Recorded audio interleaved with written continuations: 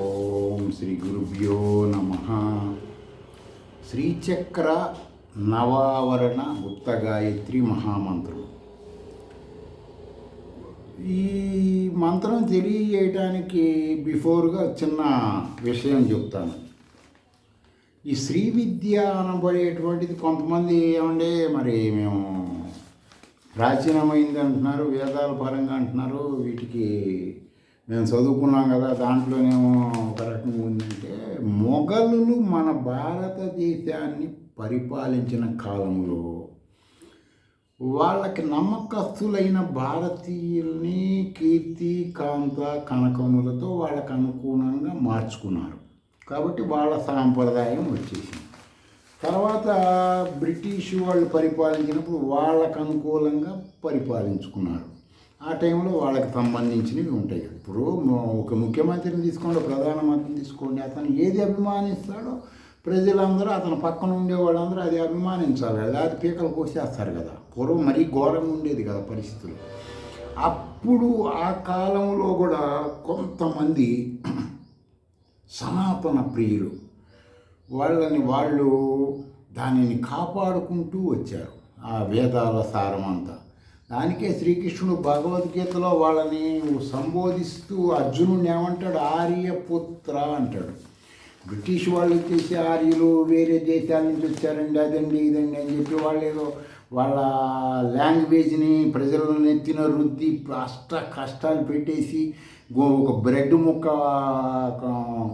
పడేసి వాళ్ళకు మతాలలో లాక్కొని ఒక్కొక్కరు ఒక రకంగా చేసుకుంటూ వచ్చారు. వాస్తవమైనటువంటిది ఏంటి? కృష్ణుడు దీనికి బిఫోర్గా, వీళ్ళు రాకముందే బిఫోర్ భగవద్గీత కదా, ఆయన ఏమంటాడు? ఆర్యపుత్ర అని ఎందుకన్నాడు? శ్రేష్ఠులు, భారతదేశంలో ప్రజలని చైతన్యంగా పరిచే వాళ్ళని ఆర్యులు అంటారు. ఈ మధ్యకాలంలో వచ్చేసి ఈ కాలంలో తమిళనాడులో వచ్చేసి పురావస్తు శాఖ వాళ్ళు తవ్వకాలు చేసినప్పుడు అందులో కీలడి నాగరికత బయటపడింది.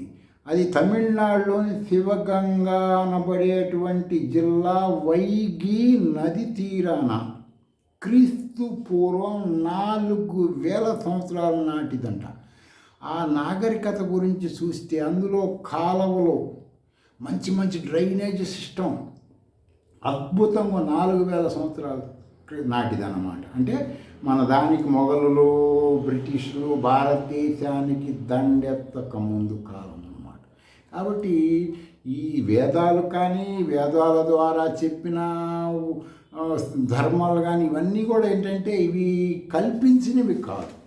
అయితే పురాణాల్లోకి వచ్చేసరికి కొంత చెప్పినప్పుడు ఏంటంటే ఆనాటి ప్రజలకు సంబంధించినటువంటి దేశమాన కాలమాన ప్రసిబడి కొన్ని కల్పితాలు ఉంటే ఉండవచ్చు. అందుకని ఈ యొక్క జ్ఞానం ఉపాసనా పనులు ఏమంటారో, శృతుల్లోకి వెళ్ళండి యథార్థం తెలుస్తుంది అంటారు. మెయిన్ విషయం అదే అన్నమాట. ఇప్పుడు ఎంతసేపు వాళ్ళు మన విదేశ వలసవాద విద్య, ఇప్పుడు ఎంకామ్లు పీజీలు చదివినటువంటి మఠాధిపతులు పీఠాధిపతులు ఉన్నారు కదా, వీళ్ళు అవే ఎంకరేజ్ చేస్తారు. భారతీయ సనాతన వేదాల గురించి చెప్పరు. ఇప్పుడు అమెరికాలో వచ్చేసి కొలంబస్ అమెరికాని క్రిస్టోఫర్ కొలంబస్ కనుక్కున్నాడండి అంటే దాన్ని పాఠశాలలో అదే చదువుతుంటారు. భారతదేశాన్ని పలానాడుకు భారతదేశాన్ని కనుక్కొని ప్రపంచానికి నాగరికత నేర్పినటువంటి దేశమే సనాతన భారతదేశం అన్నమాట. ఇప్పుడు అమెరికాలో వచ్చేసి కొత్తగా వచ్చేసి ఏమని కనిపెట్టారో, కొలంబస్ కంటే ముందు నుంచి అమెరికాలో నాగరికత ఉందంట, 5000 సంవత్సరాల ముందు. అంటే ఆ టోటల్గా తీసుకుంటే ప్రపంచం మొత్తం మీద సముద్రాలు ఎక్కడున్నాయో, నదులు ఎక్కడున్నాయో అక్కడ మొత్తం భారతీయులే పరిపాలించారు. అందుకే రాముడిని ఏమంటారు చూడండి, అఖండ భారతదేశాన్ని పరిపాలించినటువంటి వంశస్థుడు అంటారు. రాముడు కాదు, రాముడికి బిఫోర్ నుంచి కూడా అఖండ భారతదేశం పరిపాలించారు. కాబట్టి మీరందరూ కూడా ఏంటంటే శ్రీ విద్య అనబడే వేద ప్రామాణికమైన దాన్ని నమ్మండి, మిమ్మల్ని మీరు అభివృద్ధి చేసుకోండి.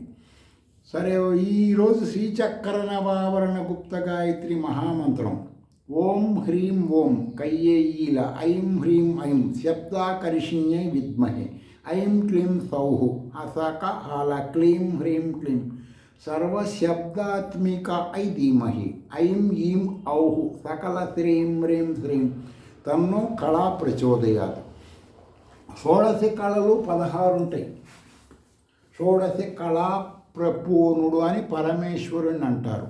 పరమేశ్వరుని వచ్చేసి శ్రీచక్రంలో వచ్చేసి సర్వకళా ప్రపూర్ణి అంటారు. అంటే అమావాస్య నుంచి పౌరుల కళలు ఉంటాయి కదా, ఒక్కొక్క కళకు ఒక్కొక్క దేవత. ఈ విధంగా ఈ శ్రీచక్ర ఆవరణలో ఈ యొక్క దేవతని ఈ విధంగా అర్చిస్తారు.